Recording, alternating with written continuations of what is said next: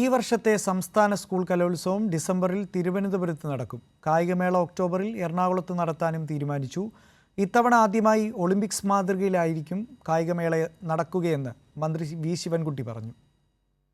പതിവ് രീതിയിൽ നിന്ന് വ്യത്യസ്തമായി ഇത്തവണ സംസ്ഥാന സ്കൂൾ കലോത്സവം ഡിസംബറിലാകും നടക്കുക. തീയതി പിന്നീട് പ്രഖ്യാപിക്കുമെന്ന് മന്ത്രി വി ശിവൻകുട്ടി പറഞ്ഞു. ഇത്തവണത്തെ സംസ്ഥാന സ്കൂൾ കലോത്സവം നടത്തുന്നത് പുതുക്കിയ മാനുവൽ അനുസരിച്ചായിരിക്കും. കഴിഞ്ഞ സംസ്ഥാന സ്കൂൾ യുവജനോത്സവത്തിൽ തദ്ദേശ ജനതയുടെ ഒരു കലാരൂപം ഉദ്ഘാടന സമ്മേളനത്തിൻ്റെ ഭാഗമായി അവതരിപ്പിച്ചിരുന്നു. ഇത്തവണ അതിൽ ഒരിനം മത്സര ഇനമായി തന്നെ ഉൾപ്പെടുത്തണമെന്ന രീതിയിൽ കാര്യങ്ങൾ പുരോഗമിക്കുകയാണ്. സംസ്ഥാന സ്കൂൾ കായികമേള എറണാകുളം ജില്ലയിൽ ഒക്ടോബർ 18 മുതൽ 22 വരെയായി നടക്കും. ഇത്തവണ ആദ്യമായി കായികമേള ഒളിമ്പിക്സ് മാതൃകയിൽ അത്ലറ്റിക്സും ഗെയിംസും ഒരുമിച്ച് ഒരിടത്താകും നടത്തുക.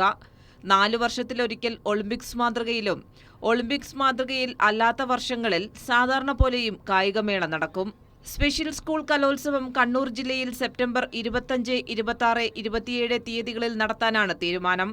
ശാസ്ത്രമേള ആലപ്പുഴയിൽ നവംബർ 14 മുതൽ 17 വരെയായി നടത്തും.